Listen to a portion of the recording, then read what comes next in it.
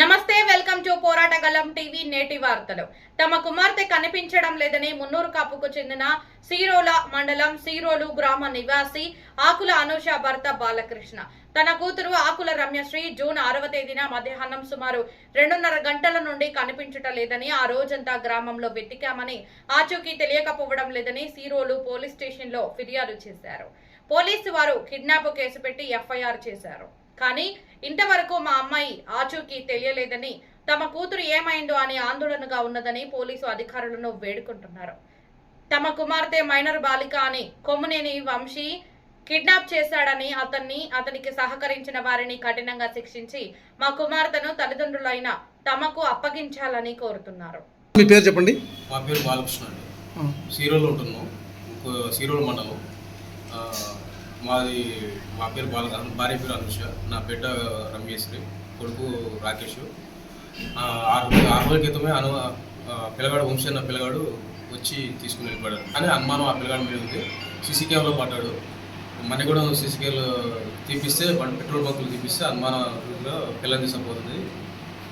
బండి మీద తీసుకుపోతుంటే సీసీ కెమెరాలో పడ్డాడు. దాన్ని బట్టి ఆ పిల్లగాడు తీసుకుపోయింది అని మాకు అర్థమైపోయింది. పోలీస్ స్టేషన్లో కంప్లైంట్ ఇచ్చారా?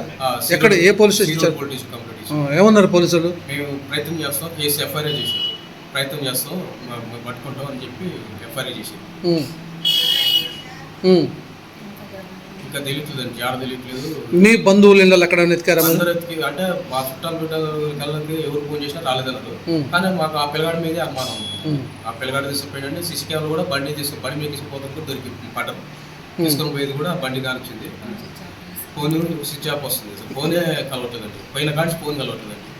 అసలు ఫోన్ చేస్తే స్విచ్ ఆఫ్ అవుతుంది. మరి ఇప్పుడు మీరు ఏం ఆశిస్తున్నారు? అసలు మా పిల్ల ఆడున్నా కానీ మా పిల్ల మాకు వచ్చేటట్టుగా, మా పిల్లలు తీసుకొచ్చే పాజిటివ్గా క్షేమంగా తీసుకురావాలని కోరుకుంటున్నాం.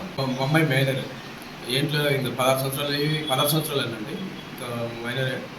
దయచేసి పోలీసు వాళ్ళు మా పిల్లని దయచేసి మాకు గొప్ప చెప్పాలని కోరుకుంటున్నాం. నా పేరు అనూష, భర్త పేరు బాలకృష్ణ.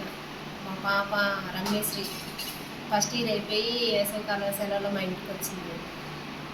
వచ్చిన సమయంలో 2-3 సార్లు ఇంటి చుట్టూ తిరిగి వాడు దాడి చేసినా మరి ఏం చేసినా నాకైతే తెలియదు. వాడు అనుమానాస్పదంతో తీసుకొని పోయి అసలు ఆచూకీ కూడా లేదు. ఫోన్ స్విచ్ ఆఫ్ చేసుకుంటూ ఎప్పుడు ఎక్కడ ఏ స్థానంలో ఉన్నాడో కూడా తెలియదు. మా పాపను దయచేసి మా అప్పచెప్పగలరని. ఇప్పటికి 6 రోజులు కనీసం స్విచ్ ఆఫ్ చేస్తలేడు, ఏం చెప్తలేడు. పోలీసులు ఏమంటారమ్మా? ఎఫ్ఐఆర్ చేశారు, చూద్దామని అంటారు. ఏమీ స్పందన లేదు. మాకు భయం పుట్టి మేము మా పాపను మాకు కావాలని, దయచేసి మా పాపను మాకు అప్పచెప్పగలరని, క్షేమంగా నడిపించగలరు. వాళ్ళ బంధువులు కాడికి పోయినామంటే వాళ్ళ బంధువులు కూడా వాళ్ళ అమ్మమ్మ వాళ్ళ మేనమామ కాడికి పోయినాం.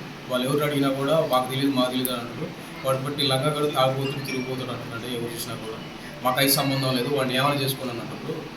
మరి మా బిడ్డను ఏం చేసిండో, మరి తీసుకుపోయిండు, మరి చంపినా తెలియట్లేదు, తీసుకుపోయాడ నుంచినా తెలియట్లేదు అండి. దయచేసి పోలీసుల్ని దయచేసి కోరుకుంటున్నాం. వాళ్ళు ఎక్కడున్నా సరే నా పిల్లలు నాకు ఇంటికి నా ఒప్పచెప్పే బాధ్యతని దయచేసి కోరుకుంటున్నాను. పిల్లగాడు ఏం చేస్తాడో, నా బిడ్డని ఇప్పుడు ఎన్నో జరుగుతుంది, నా బిడ్డను ఏం చేస్తాడో తీసుకుపోయి చంపుతాడో తెలియదు, ఎక్కడ పారేస్తాడో తెలియదు. ఫోన్ చేస్తున్న స్విచ్ ఆఫ్ అవుతుంది. 6 రోజులు నుంచి అసలు పిల్ల జాకలేదు, అడ్రస్ కూడా లేదు. కనీసం ఫోన్ చేస్తున్న ఫోన్ కూడా ఎత్తట్లేదు, స్విచ్ ఆఫ్ చేసుకున్నాడు. మాకు భయంగా ఉంటుంది. నా పిల్ల ఏమైపోతుందో, తీసుకుపోయి ఏడెత్తాడో ఏడెత్తాడో. మీరు దయచేసి పోలీసు వాళ్ళని మేము కోరుకుంటున్నాం. నా పిల్లలు క్షేమంగా పట్టుకొని క్షేమంగా తీసుకొచ్చి గొప్ప చెప్తున్నారని మేము పోలీసు వాళ్ళని ఆశ పెట్టుకొని తీసుకొచ్చాం. రామచంద్ర నాయుడు గారు, ఎమ్మెల్యే గారు, నా బిడ్డ ఇయాటికి 6 రోజులు కాంట్రాక భయం అవుతుంది. మీరు దయచేసి మీ పోలీసు బంధంతో నా పిల్ల ఏడున్నా సరే ఎత్తికి పెడతారని మీ మీద నమ్మకంతో నేను నా బిడ్డ ఏమైపోతుందో, రోజులు బాగలేదు, ఇప్పుడు ఏం చేస్తారో అన్నీ చెప్తూనే ఉన్నాం. ఆ బిడ్డ క్షేమంగా తీసుకొచ్చి గొప్ప చెప్పే బాధ్యత కోరుకుంటున్నామండి. రేవంత్ రెడ్డి గారు మీకు కూడా చెప్తున్నాం, దయచేసి ముఖ్యమంత్రి గారు నా బిడ్డని ఇవాటికి 6 రోజులు తీసుకుపోయి ఏం చేసిండో తెలియట్లేదండి. భయం అవుతుంది. తీసుకుపోయి చనిపోయి ఏడపడదో ఏం చేసిండో కూడా అర్థం కాలేదండి. మీరు దయచేసి మీరు ఎట్లయినా మా పిల్లల్ని మాకు పంపించగలరని, క్షేమంగా పంపించగలరని కోరుకుంటున్నాం. కూడా కనీసం ఏం పట్టించుకోవట్లేదండి సీనియర్ పోలీసులు కూడా. మీరు దయచేసి మీరే కొద్దిగా చర్య తీసుకొని పోలీసు బంధువులకి బలగానికి దయచేసి వాళ్ళకి చెప్పేది సరే ఏదో ఒకటి చేసాను, నా పిల్లలు నాకు గొప్ప చెప్పుకోవాలి దయచేసి కోరుకుంటున్నాను.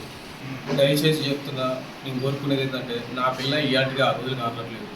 నా పిల్లని పట్టుకొని మీ పోలీసు బలగం ద్వారా మీరు పట్టుకొని ఏడున్నా కానీ ఎక్కడ ఉన్నా కానీ పట్టుకొని తీసుకొని గొప్ప చెప్పే బాధ్యత మీదని కోరుకుంటున్నాను.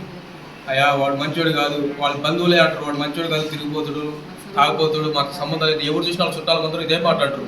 మాకు భయం అవుతుంది, కన్నా ఆడపిల్ల తల్లిదండ్రులు మాకు భయం అవుతుంది. మీరు దయచేసి ఎక్కడున్నా ఎతికి పట్టుకునే బాధ్యత మీదని మీ నమస్కారం, చేతులెత్తి నమస్కారం కోరుతున్నాం. నాతోనే ఉన్నానండి. మీ తల్లిదండ్రులు రోజుకు 6 రోజుల నుంచి దినం అయిపోతుంది. పిల్లల్ని తీసుకుపోయి ఏం చేస్తాడో ఇయాటిగా 6 రోజులు సెల్ చూస్తే స్విచ్ ఆఫ్ వస్తుంది. తల్లిదండ్రులు వాళ్ళ చుట్టాలు వాళ్ళ బలగాలకు ఎవరికి పోయినా కూడా మాకు తెలియదు, మీరు మాకు చెప్పమాకండి, మా ఏమైనా చేసుకోండి అని అంటారండి.